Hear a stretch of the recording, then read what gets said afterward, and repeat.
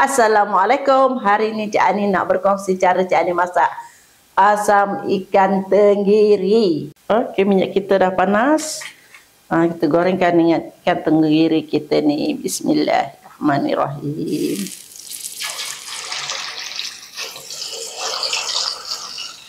Ikan ni ya, kita dah siap garam kunyit dan kita perap selama 5 minit. Kalau kita garam kunyit terus goreng tak sedap. Garam tak meresap ke dalam isi. Jadi kita kena perapkan dia selama 5 ke 10 minit. Itu cara saya lah buat garam kunyit ikan. Okay, ini petua saya. Saya letakkan asam keping. Itu mengelakkan dia daripada melekat kuali.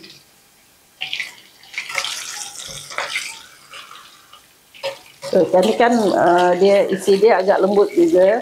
Asam keping ataupun bawang putih ya. Boleh je. Bawang putih tu buang kulit dia, campakkan ke dalam kuali kita. Nampak? Okey, kan kita dah pun garing macam ni. Bila kita angkat. Bismillahirrahmanirrahim.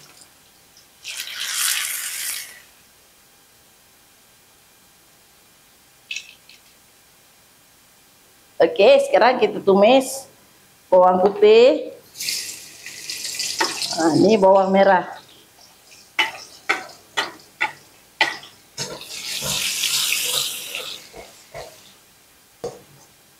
Okey, kita masukkan cili api yang telah kita potong dua.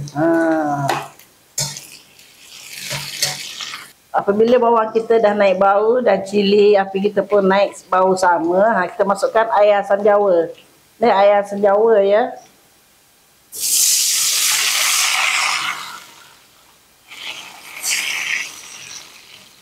Okey, kita masukkan garam. Kita masukkan bawang besar. Yang kita potong bulat. Kita masukkan cili merah.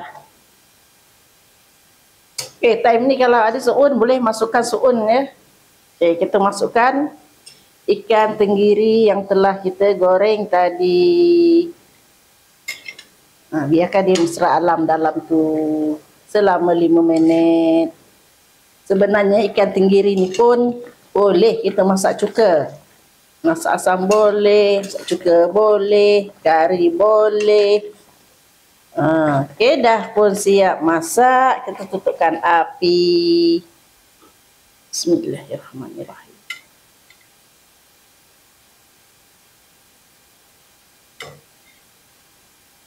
Okey, ni dia. Masak asam ikan tenggiri. Selamat mencoba.